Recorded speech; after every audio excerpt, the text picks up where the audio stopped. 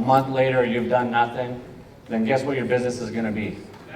Exactly what it is today, right? I forget if it was Jim Rohn or whoever said it, but somebody asked him, what's life going to be like in 5 years? And he said, it's going to be exactly what it is today, unless you do something. You have to have action. So who here thinks that marketing is a used car salesman selling you something you don't want to buy? Nobody? Who here thinks marketing, I don't know who it was, is the gentleman who was unbuttoning his shirt yesterday, right? That was marketing. And Les always says to me, he says, back in the day, if you built a better mousetrap, you had it made. People would beat a path to your door. And this is kind of an insult to marketing, but Les says to me, he says, now with marketing, you don't even need a mousetrap. You just need to market it, and you can sell boatloads of nothing, right? Now, that is, of course, not what I want you guys to use marketing for, but it gives you the example, and it shows you what I'm referring to. Better mousetrap alone is not good enough. If you build a better mousetrap and you do not market, you're going to be left with a garage full of really good mousetraps that nobody knows about. Okay? A lot of you guys have better mousetraps. You've got skills, you've got speaking abilities that the whole world should know what your business is. But unless you get out there and market it, it's going to stay in your notebook as goals that never got fulfilled. Okay? So let's dive right into it. So as a speaker, first, you get paid for what you do. And then you get paid for who you are. And marketing is going to bridge that for you. So it doesn't matter if you've never spoken before. Who here has never been on stage aside from this weekend? Right. Who has spoken for free most of the time? Okay, lots of those. Who has landed a few little gigs but struggling to get the big ones? Any of those? Good, good. So we're going to help you bridge that gap.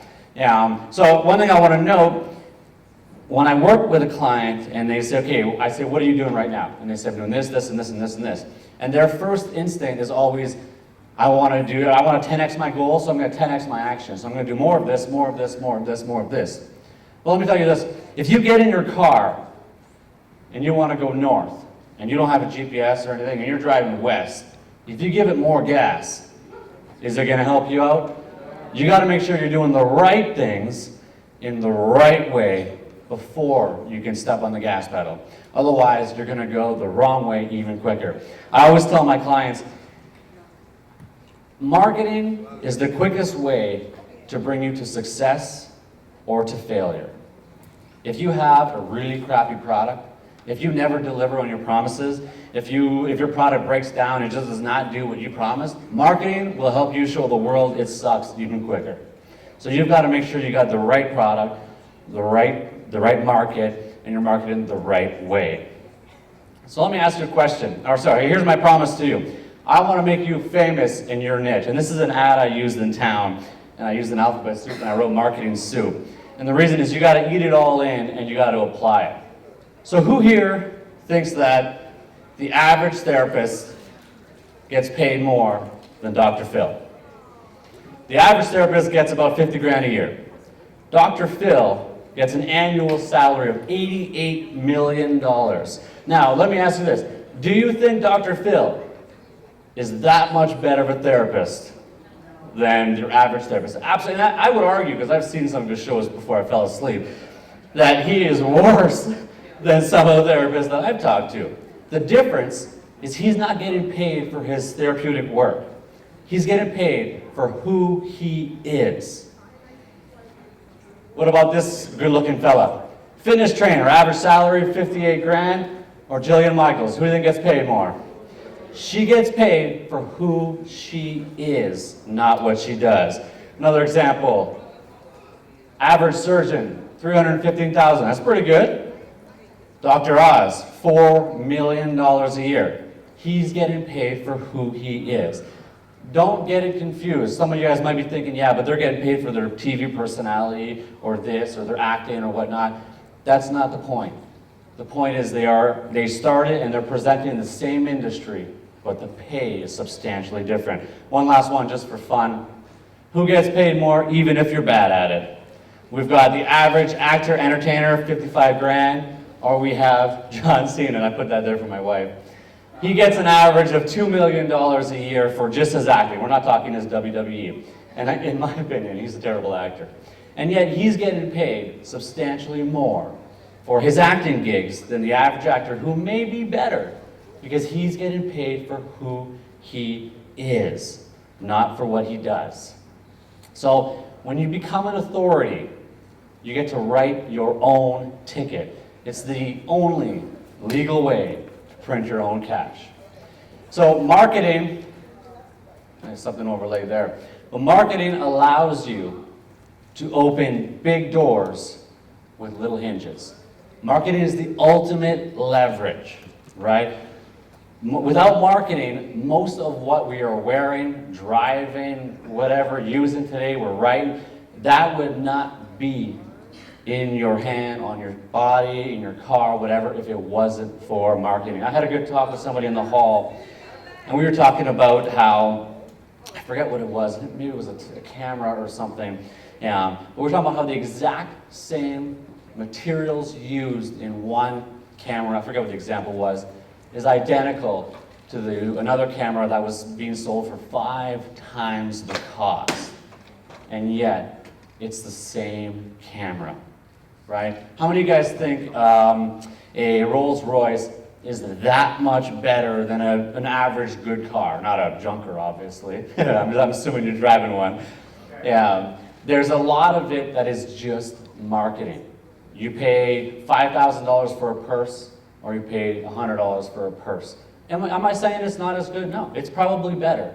But is it 10, 15, 20, 100% better? No. Unlikely. Now, a lot of you guys will say, well, isn't expertise based on experience? Now, that's my daughter. I said smile, and that's what I got.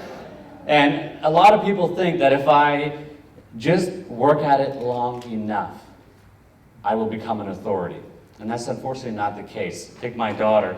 She's buttering bread there, but she loves to bake with me. Let's just say we're making cookies, and I have no clue how to make cookies. I just start grabbing random stuff, throw it in a bowl, mix it up, throw it in the oven. Who knows what temperature, who knows how long, just put it in there until it looks good. Take it out, what am I gonna find out? I'm gonna find out I'm really bad at making cookies. Now, what if I think, well, if I just keep doing it long enough, I'm gonna figure it out. Now, odds are, over years of terrible cookies, you might figure out, hey, maybe putting olives in there is not a good idea. Maybe putting, 8 cups of sugar, that's probably a good idea, but, too much sugar is not a good idea. It takes a map, a road map. Expertise or experience alone isn't gonna get you there. Now, again, some people argue that over time, you progress, you get better, and there is truth to that. But how many of us want to spend the next 50 years to become an authority? Or how many want to follow the right steps and do it in 1/10 the time? So the truth is, when you're looking at becoming an authority, there are shortcuts, there's recipes to follow, there's specific ingredients, and there's holes to avoid. And we've all seen it, where you've never heard about someone, and all of a sudden, they're everywhere, right? They are not overnight successes. They've just done a series of things in a specific order to suddenly become on your radar. And the golden ticket is to become an authority. Now, I don't want to confuse the term authority here. We're not referring to authority in terms of becoming a police officer or any of that, or authority over people. We're referring to becoming the go-to expert in whatever your niche is, right? You ever heard the term grow rich in your niche? We're going to talk about that a little bit later, but whatever your niche is, that's what you want to become an authority in. So what is content marketing? It's adding massive value to your target audience on a consistent basis. Now, I know what some of you guys are thinking. I post on Facebook every day, and I'm not an authority yet. Well, maybe what you're posting is not good. Maybe that's what it is. Or maybe you're posting to the wrong person, right? The key words here are adding massive value. If you don't know who you are talking to, you don't know what they find valuable. If you don't know what their needs are, how do you know what you're saying is valuable to them? So you have to add massive value to that. That's your target audience. That's key. If you're talking to the wrong person, it doesn't matter how good your message is. And the last one is in a consistent fashion, right? Posting once a week probably ain't gonna cut it. And I'll explain that a little bit. Actually, we'll just do it right now. I typically teach seminars for the entire weekend. I'm being forced to do it in an hour, so I'm just gonna ramble.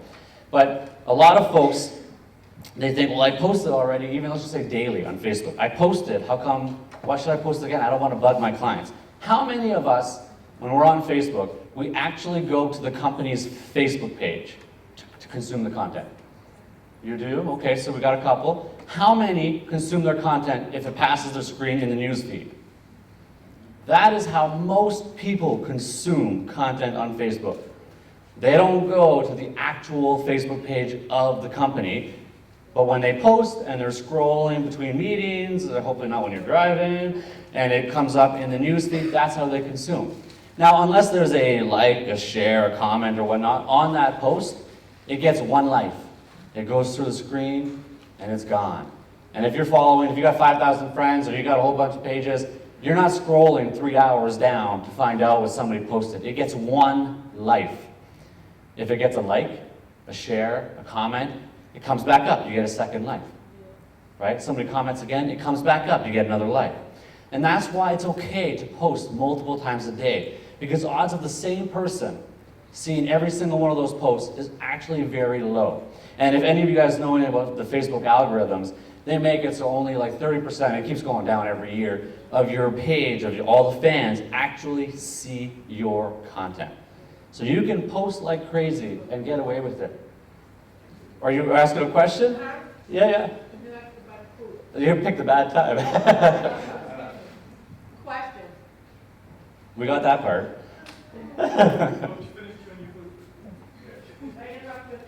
Yeah, go for it. Okay, so let me tell you what content marketing is not. It's not talking about yourself all day long. Everybody has a million things going on in their world. What they want to know is how can you help them. They don't want to know how good you are. They want to know all your accomplishments. They don't want a million selfies of you. I'm talking about your public page here, not your private profile. You can do whatever you want there. But on your business page, they want to know how you can help them. Every single one of your clients or customers or prospects is saying, what's in it for me? Not what's in it for you. Go ahead, lady. My name is Lauren. Thank you. I'm learning lots of great information already. You were talking about reposting and posting more often. Are you necessarily posting the same thing in the feed, or are you repurposing every one, and are you doing it perhaps 6 times a day or 12 times a day? Great question. So this is, I'll give you a long answer as short as I can.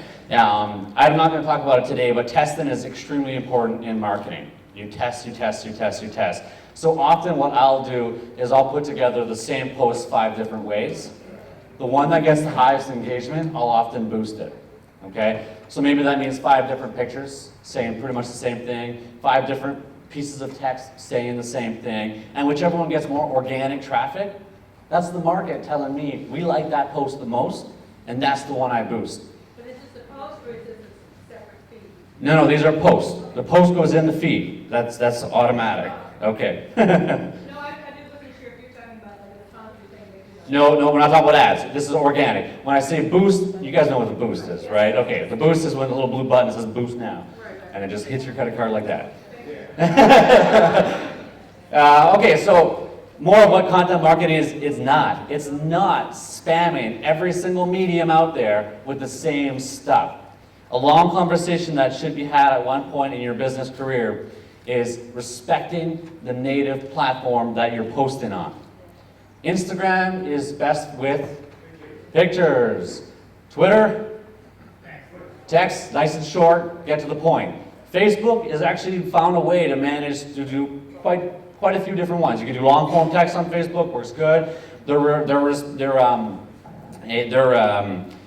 They prefer video lately because they're trying to push against YouTube, but you can do GIFs, you can do images, so Facebook's got a pretty good spread. What about Pinterest? Pretty much just pictures, right? Back to Instagram for a moment, you can't even put a link in your text, right? So we'll often put on the image or in the bio, but who honestly goes to the bio? And nobody does, right? Oh, you're agreeing, okay. We don't all have that much time. So you have to respect the medium that you're posting on. If you went on, for example, medium.com, who knows what medium.com is? It's basically an article platform where you could write long-form articles, right? So there, you wouldn't be going there to post a bunch of videos and stuff. People go to medium.com to read. That's what they're there for. So you have to respect where you're posting. And what happens is if you take the same image and you post it on all your platforms, and you have somebody who's on all your platforms, now they're getting annoying because now you're spamming them. But if you can have the same message, slightly different on Instagram, slightly different on Twitter, slightly different on Facebook. Snapchat's beautiful because it's got to be you. It's hard to outsource Snapchat. So Snapchat's obviously a little bit different. And same with LinkedIn. LinkedIn, I think, is 2,200 or something, whatever. You might know the text for a post is pretty short. You got to make it nice and clean. So you got to respect the platform that you are posting on.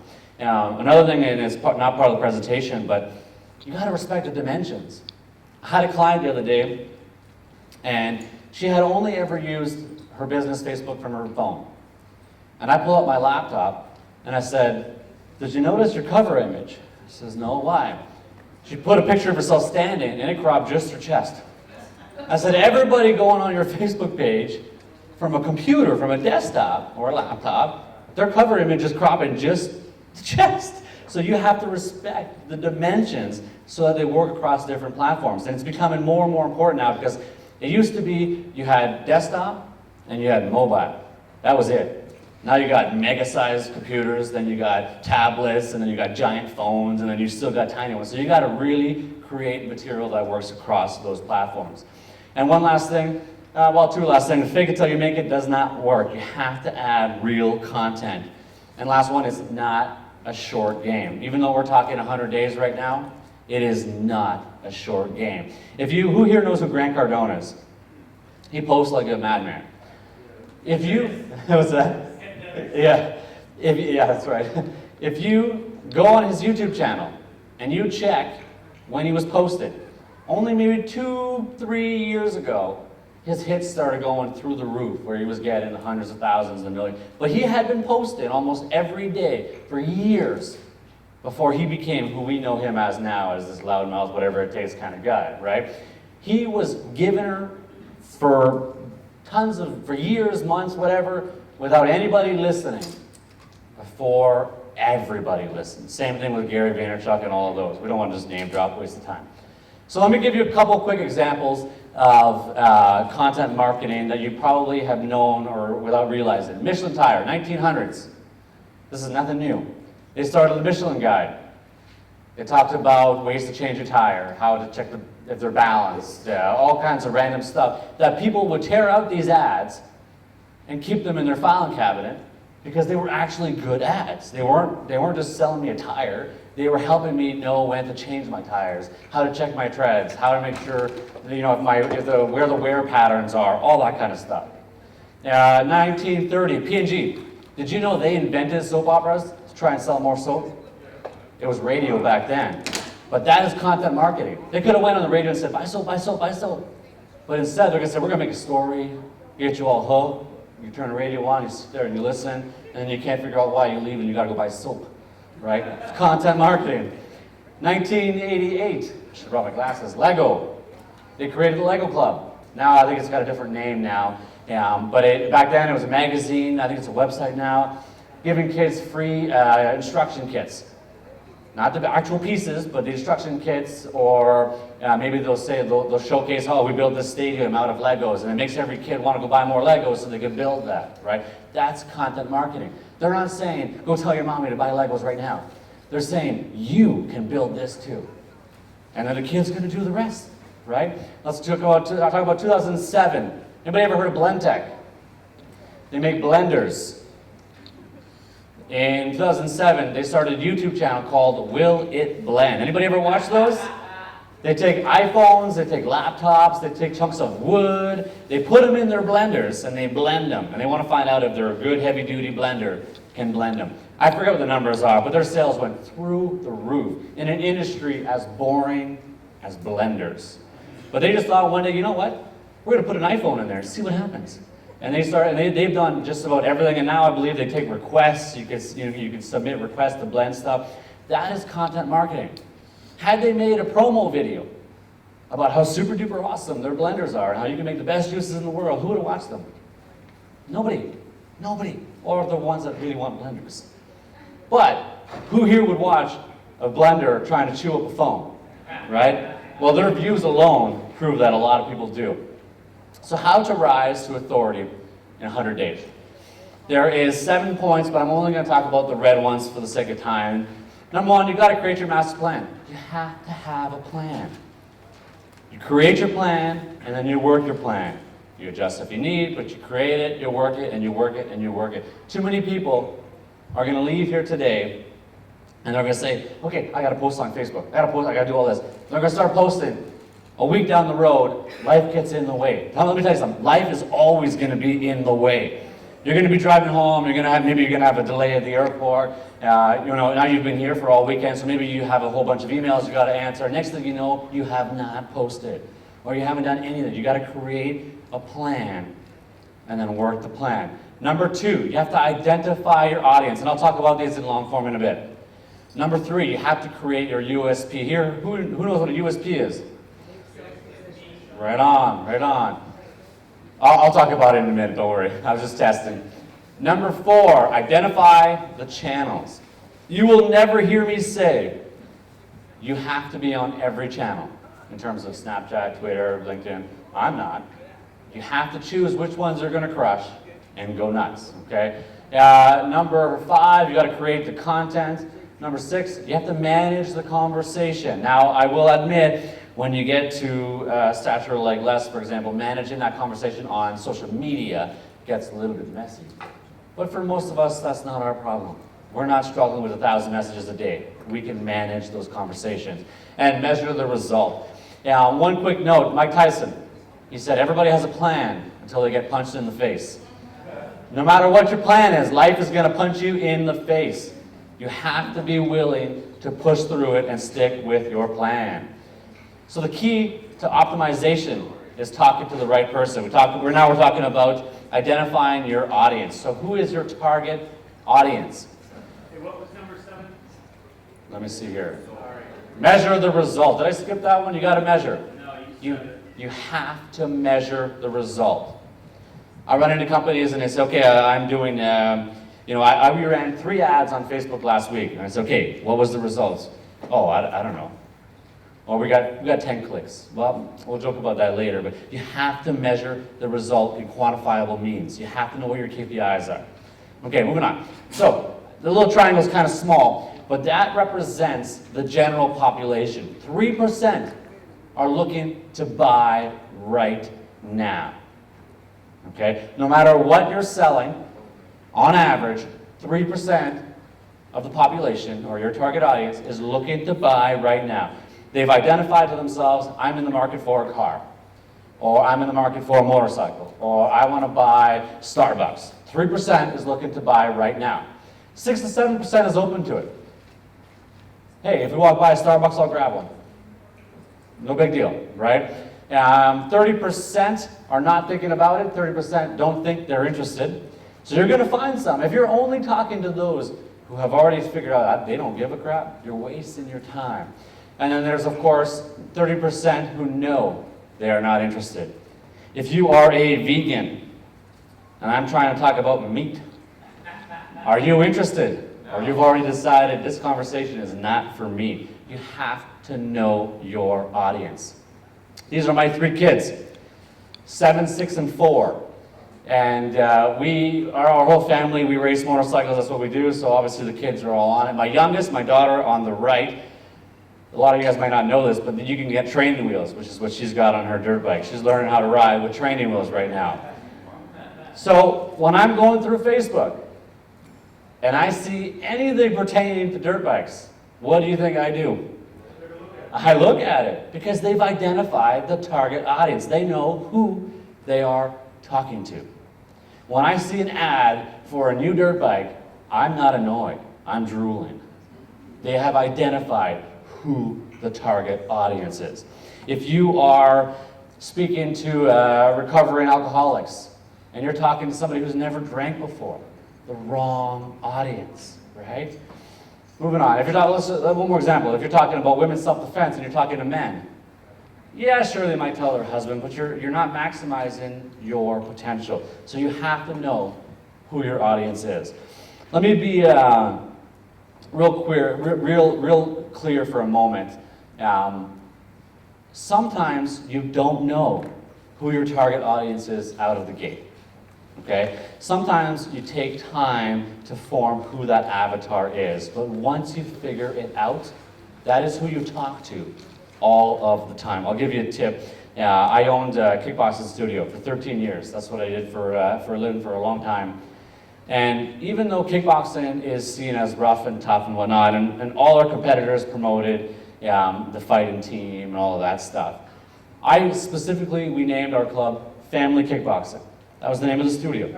And we never, in a single picture, in terms of advertising, mentioned the word fighting. Never.